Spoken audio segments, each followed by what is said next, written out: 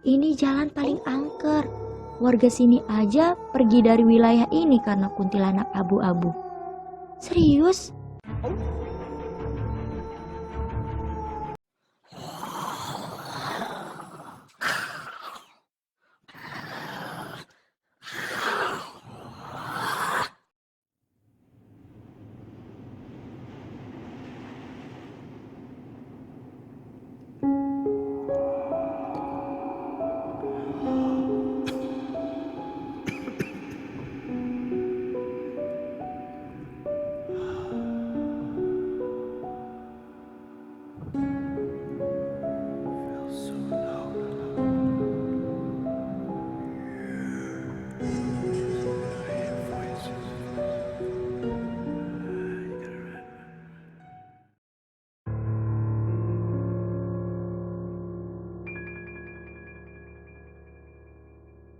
Aku gak mau nyeritainnya, males. Lagian, aku gak begitu ingat. Apaan sih, makin bikin penasaran ah. Kamu beneran mau tahu? Aku ngangguk. Dudung muter balik, menjauh dari jalan B, mencari warung kopi terdekat. Lalu kami duduk sambil memesan minuman. Dudung ngobrol dengan bahasa Sunda pada pemilik warung. Intinya, nanya apa jalan B masih angker. Pemilik warung memandangku, lalu bicara pakai bahasa Sunda. Dudung menerjemahkannya yang bikin aku merinding. Katanya, udah gak ada lagi orang-orang di sana. Kamu lihat setan mungkin. Setahu pemilik warung ini, perumahan di jalan B itu sudah lama kosong. Dijual pemiliknya belum pada laku-laku, tapi gak tahu juga kalau sekarang ada yang menempati. Terakhir kali dia jalan-jalan ke daerah sana, udah kosong semua. Murah-murah rumahnya, tapi ya itu, banyak hantunya. Kuntilanak abu-abu, kata Dudung menerjemahkan. Aku menatap pemilik warung dengan pandangan bingung. Kuntilanak abu-abu itu apa? Seketika dia menggeleng. Jangan maksudnya jangan minta diceritain. Aku rasa dia tahu, tapi dia gak mau cerita, kata Dudung lagi. Emang kenapa sih? Walah, makin penasaran aku. Fir, yang namanya cerita kan kudu detail. Nah, detail daripada si Kunti ini gak bisa dikasih tahu. Katanya kalau sampai kamu dengar, dia seperti apa wujudnya, terus kamu ngebayangin, dia akan mendiami rumahmu. Hah? Serius? Lah, emang begitu, Fir? Emang seserem apa sih kuntilanak abu-abu itu? Tanyaku ke Dudung. Ya elah Vira, kan udah dibilang jangan diceritain detailnya gimana. Kamu gak mau kan di rumahmu ada makhluk itu? Dan ganggu kehidupan kamu? Dudung ngegas aku. Aku cuma diam. Ya udah, lanjut gak nih? Tanyaku. Aku saranin enggak. Tapi kamu udah janji kan mau temenin aku. Ya kan itu cuma saran, kalau mau lanjut, ayo aku temani sampai kelar. Dudung segera menghabiskan kopinya. Mumpung hari masih sekitar asar, kami pun segera ke jalan B. Kami sudah masuk ke area jalan B. Meski belum arah ke rumah Raden, Dudung mengatakan, sebenarnya dulu jalanan ini ramai. Jalan tembus menghindari kemacetan di beberapa titik kota Bandung. Namun seiring dengan perluasan area di jalan kota Kembang ini, jadilah jalan B mulai ditinggalkan dan akhirnya muncul urban legend soal kuntilanak abu-abu itu. Memang ada kesaksian beberapa orang yang menjadi korban. Dia tinggal di rumah yang sama dengan kita. Dia meminta makan yang dia inginkan. Jika tidak, satu keluarga akan tersiksa. Jika tidak dituruti keinginannya, maka nyawa keluarga tersebut terancam. Namun kuntilanak tersebut tidak akan melenyapkan seluruh nyawa. Disisakan satu untuk menjadi kaki tangannya, agar dia bisa berpindah-pindah kepemilikan lewat cerita sosoknya. Nah, orang yang disisakan nyawanya ini, kalau dia mau, dia bisa cerita ke orang lain, detail wujudnya seperti apa. Lalu, pindahlah si kuntil ke rumah orang yang mendengar dan membayangkannya tadi. tapi cuma bisa dilihat oleh orang yang mendengar detail wujudnya dia. Gimana? Aku nggak paham. Nih, misalnya aku ceritain sama kamu wujudnya si Kunti secara detail. Dia pindah ke rumahmu, dia cuma bisa dilihat samamu. Kalau kamu cerita sama ibumu, ya ibumu bisa ngeliat. Gitu, jelas Dudung. Serius? Semudah itu? Bener, aku pernah diceritain sih, tapi saat itu keadaannya aku agak-agak ngantuk. Untung aja aku gak ingat wujudnya gimana. Aku terbengong. Ini benar-benar hal ganjil yang pernah aku temukan. Tapi serius, aku makin penasaran. Hingga akhirnya mendadak Dudung putar balik dengan tergesa. Aku hampir jatuh. Woi, kenapanya? Pelan-pelan. Kenapa sih kayak orang ngeliat setan? Kataku. Dudung gak menjawab. Dia larikan motornya secepat kilat meninggalkan area jalan B. Hingga dirasa sudah aman, Dudung berhenti. Nafasnya tersegal-segal. Kenapa woi? Cerita, kataku. Fir, liatin di tengkuk belakang aku dong, di balik kerah jaket. Sekarang, gertak Dudung. Aku segera melongo. Aku tarik kerah jaket Dudung. Ada sebuah gulungan rambut kecil. Hanya beberapa helai, seperti gumpalan. Namun, pas diurai, aku dan Dudung langsung merinding. Panjang sekali, kayak bukan rambut manusia. Duh Fir, gimana nih? Kata orang-orang kalau kejadiannya kayak gini, berarti kita udah diikutin, udah diincer. Ih, gak usah nakutin lah. Serius Vira, kamu sama aku, kita udah diincer. Ah, bodoh amat, aku gak ngapa-ngapain kok, kataku membela diri. Iya, emang gak ngapa-ngapain, tapi keingintahuanmu itu besar. Dia gak suka. Kamu kenapa sih, kok pengen kali cari tahu? Awalnya aku gak mau cerita, tapi Dudung memaksa. Akhirnya aku ceritain pengalamanku pas main ke rumah Raden. Oh alah, goblok. Kan dari pas berangkat feelingku udah gak enak. Udah gini Fir, aku anterin kamu sampai rumah. Keburu malam. Mending kita cari selamat aja, saran Dudung. Kali ini aku nurut sama Dudung. Dudung pun anterin aku sampai rumah. Sebelum pulang, Dudung sempat bilang sesuatu. Fir, feelingku Raden pasti besok datang.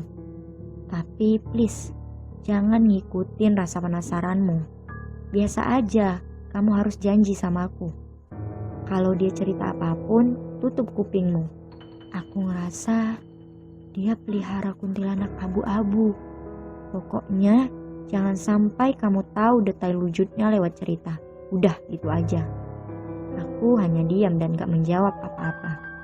Sepanjang malam, mulai dari mandi, makan, belajar, dan hendak tidur, aku ingat terus kata-kata Dudung.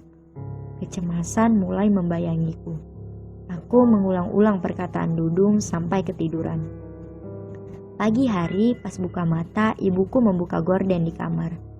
Ibu melihatku dengan tersenyum. Syukurlah anak ibu sudah bangun. Kamu baik-baik saja kan? Lah, emang kenapa Bu? Kataku. Ibu duduk di samping tempat tidurku, membelai rambutku, lalu mengajak aku berdoa sebelum memulai hari ini. Semalam kamu teriak-teriak, seperti ketakutan. Ibu, ayah, sama adik sampai terbangun, ucap ibuku. Kamu tidak bisa dibangunkan, padahal ibu sudah guncang-guncang tubuhmu. Ayah baca ayat kursi. Ayah minumin kamu air putih bacaan ayat kursi. Baru kamu tenang. Kamu mimpi apa nak? Tanya ibuku. Aku memandangi wajah ibuku. Wajah yang teduh. Aku mau cerita, tapi pasti aku telat. Aku cuma tersenyum pandang ibu. Gak apa-apa Bu. Gak inget juga mimpi apaan, kataku sambil posisi duduk. Tapi emang aku gak ingat sama sekali. Tiba di sekolah, murid masih pada ramai menunggu bel masuk. Dudung nongkrong dengan cowok-cowok kelasku di dekat pagar samping sekolah. Aku segera nyamperin Dudung. Dung, udah ngeliat si Raden gak? Nanyaku ke Dudung pelan. Belum, Fir, jawab Dudung. Ya udah, aku ke kelas duluan ya. Kelasku sangat sepi, tapi tas anak-anak sudah ada di bangkunya masing-masing. Semua sudah pada di luar kelas karena pelajaran pertama memang olahraga dan dilanjutkan dengan kesenian. Aku naruh tas lalu duduk sejenak mengeluarkan baju olahraga. Mendadak ku dengar nafas seseorang dari arah belakang. Jantungku langsung gak karuan detaknya. Bulu kuduku naik. Aku segera membalikkan badan. Ada Raden. Dia masuk lewat mana? Tadi sepi padahal. Aku sontak langsung berdiri dan hendak lari. Tapi setelah berada dekat bangku guru, aku menoleh lagi. Raden memandangku kayak ingin menangis. Kamu datang dari mana tadi? Kamu orang kan? Kamu siapa? Mana Raden? Ini aku Raden, Fir. Tadi kepalaku pening, makanya aku tiduran. Aku bangun karena ada orang datang. Ya, aku pikir Pak Asep. Gak taunya kamu. Mendengar keterangan Raden, hatiku bisa menerima. Aku mendekat, tapi tetap ambil jarak. Kemana kamu kemarin? Tanyaku menyelidiki. Aku sakit, Fir. Ibuku juga sakit. Gak ada yang bisa ke sekolahan untuk ngasih tahu guru-guru. Aku sakit karena... Raden gak melanjutkan ucapannya. Karena apa? Serius dalam hatiku mengutuk. Kenapa aku harus bertanya hal ini? Bodoh sekali, Vira. Ini sumber petakaku.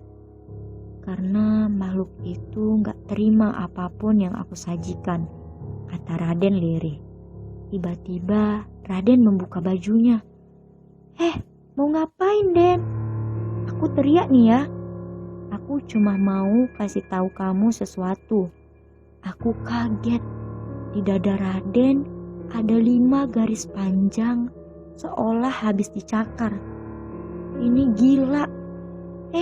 Kenapa? Raden terdiam. Aku makin penasaran. Makhluk itu melukaiku dan ibuku, Vira, ucap Raden pelan. Makhluk apa? Macan? Serigala? Apa? Sambil menunduk, Raden berbicara sesuatu yang lebih pelan lagi, dan aku gak mendengar. Raden kembali menatapku. Aku menunggu jawaban dia. Dia minta pindah. Makhluk wanita itu, Vira. Tingginya sekitar 180 meter. Rambutnya panjang, hitam, pekat, lebat, menyentuh tanah. Wajahnya abu-abu dengan tangan putih yang pucat dan kuku yang panjang. Dia bertelinga runcing di sebelah kiri dan daun telinga kanan tidak ada sebab dipenggal. Hidungnya bangir dan selalu meneteskan darah. Di ubun-ubunnya ada lubang paku sedalam 10 cm. Tangan kirinya ada jari yang terpotong. Matanya putih dengan sudut ke atas memanjang. Dan yang terakhir, bibirnya.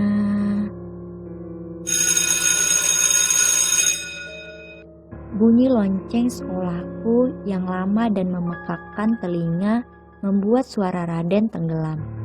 Aku yang tadinya rada terhipnotis mendadak sadar.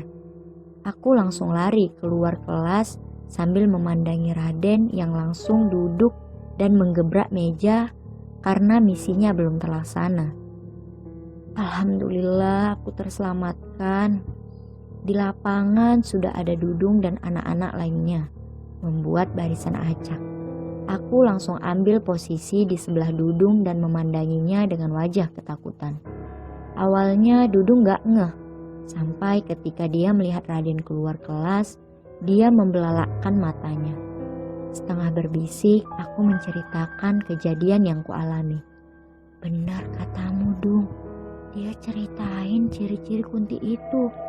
Hah, serius? Dudung jadi ikutan berbisik. Benar, aku selamat karena bel bunyi.